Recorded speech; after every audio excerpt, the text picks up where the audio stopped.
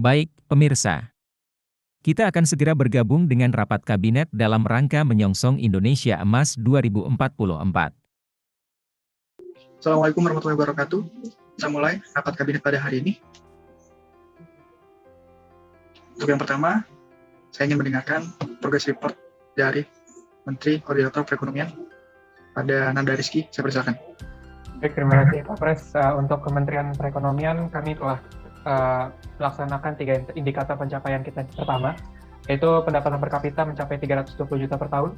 Lalu PDB kita mencapai 7 triliun dolar AS atau setara 98.000 triliun. Dan tingkat kemiskinan kita mencapai angka 0. Itu progres dari Kementerian Perekonomian di awal periode Pak Presiden. Baik, luar biasa. Terima kasih reportnya. Sehat, luar biasa. Kita lanjutkan ke Menteri BUMN. Saya persilakan, Gus. Baik, terima kasih Pak Presiden. Jadi dari Menteri BUMN sendiri, Sovereign Wealth Fund kita, SWF Merdeka, sudah menjadi SWF terbesar ketiga di dunia. Dan kita sudah mendirikan tambang di bulan pertama kita dari milik PT Antam. Dan juga flag carrier kita, Garuda Indonesia, akhirnya menjadi flag carrier terbesar di dunia dengan jangkauan ke seluruh benua dan 150 negara. Baik, pertahankan. Baik, selanjutnya saya ingin persilakan kepada Menteri SDM, pada Habil. Silakan. Siap Pak Presiden. Untuk Kementerian SDM sendiri, kita sudah mencapai target program energi nasional di tahun 2045 dengan energi terbarukan yang cukup signifikan jika dibandingkan dengan sebelum tahun terakhir. Seperti yang disampaikan oleh PTS BUMN tadi, kita sudah mulai memperluas jangkauan tanah kita mulai dengan PT Antam, dan kami dan Kementerian SDM juga akan memperluas cakupan wilayah pertambangan kita sehingga kita bisa mendominasi kebutuhan, memenuhi kebutuhan energi di Indonesia bahkan di dunia. Dan untuk bauran energi nasional di tingkat fuel oil, itu kita sudah mencapai bisa memenuhi kebutuhan energi nasional, dan kita yang mana di tahun 2020 di lalu 20 tahun ke belakang kita masih defisit 70% kebutuhan LPG, dan sekarang kita sudah bisa memenuhi kebutuhan LPG di rumah tangga, sehingga rumah tangga di Indonesia bisa berdikari sendiri dan Indonesia berdikari energi pada tahun ini. Sekian Pak Presiden. Terima kasih laporannya. Selanjutnya saya ingin menanyakan kepada Kementerian PUPR, ada Menteri Arkan. Silakan. Baik Pak Presiden, dari Kementerian PUPR sendiri kami telah menjalankan 4 program nol. Yang pertama adalah nol jalan rusak. Kami telah membangun seluruh jalan ke 90 desa di Indonesia, dan itu standar nasional semua. Tidak ada jalan rusak yang ada di desa-desa maupun di kota. Yang kedua, kami punya nol tunawisma. Kami telah membangun 10 juta rumah rakyat secara gratis dan akan terus dikembangkan sesuai dengan kebutuhan masyarakat ke depannya. Yang ketiga, nol bencana. Kami membangun seluruh proyek strategis nasional dikaji secara kebencanaan, yang mana Indonesia kita tahu daerah yang rawan bencana, sehingga kami mengikhtiarkan agar kegagalan-kegagalan akibat bencana dapat ditekan seminimal mungkin. Lalu nol yang keempat adalah nol biaya distribusi.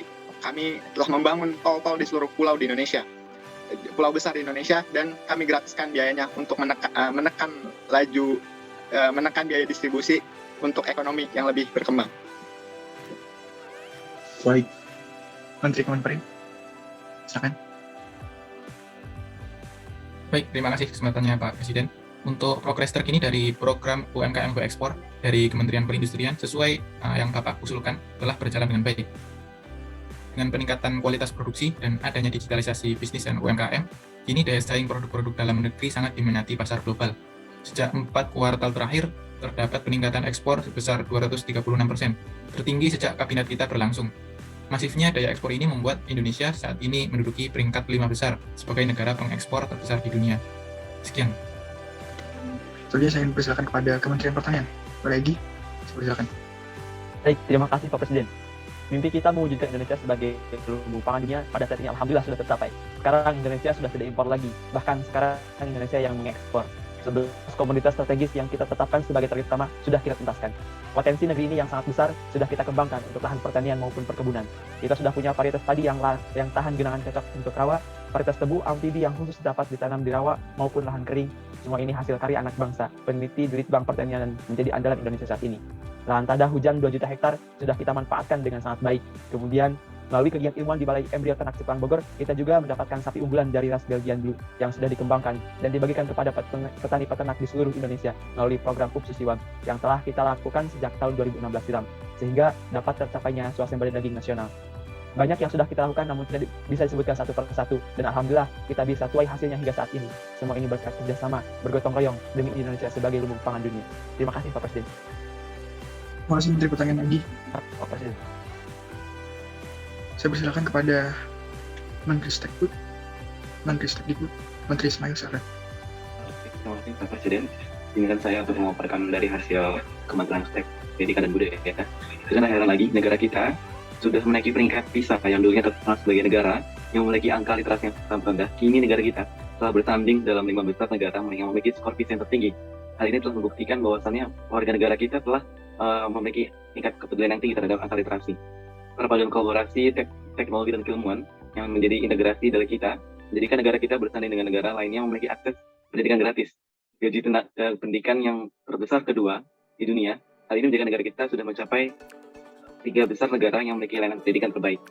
Hal ini juga dibuktikan dari 10 top universitas yang kita miliki, tentunya telah memasuki 100 top university versi K-Stars. Negara kita yang juga dulunya memandang sebelah mata dari aspek peneliti, kini kita telah memakmurkan dengan meningkatkan anggaran APBN sebesar 500% untuk mengembangkan peneliti di Indonesia. Sekian Pak Presiden.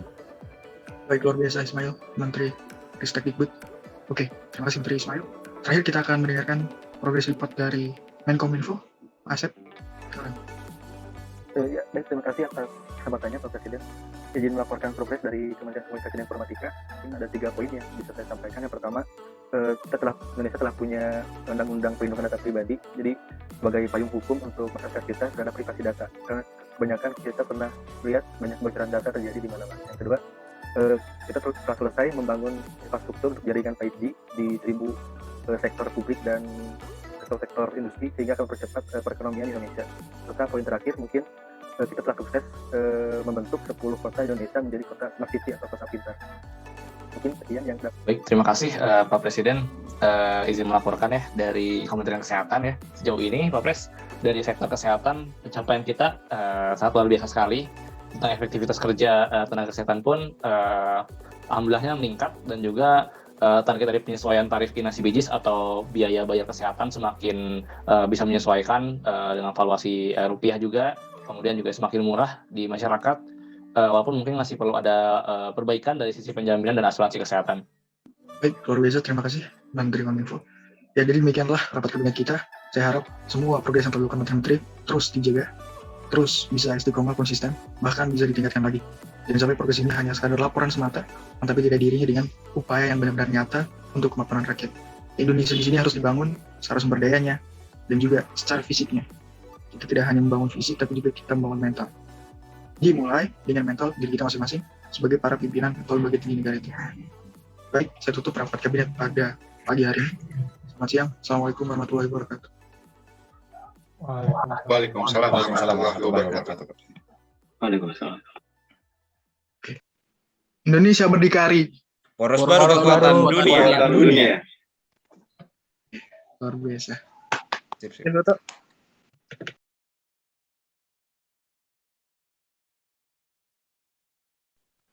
Oh, yang dulu namanya PPSDMS. Saya juga lulusan itu dulu. Wah, benar Pak. Angkatan berapa Pak? Oh, saya dulu masih angkatan 2, baru pertama kali. Kedua kali berarti. Ternyata kita satu alma mater pembinaan nih. Oh iya, kalau menteri yang lain ternyata sama juga. Loh, kayaknya sama semua. Sama semua. Saya dulu juga Presiden. Ya, saya pernah lihat wajah Mendikbud di foto angkatan 7 PR2 Pak. Oh, iya. Iya betul Pak. SDM. Saya teringat ini tugas dari Bang Bah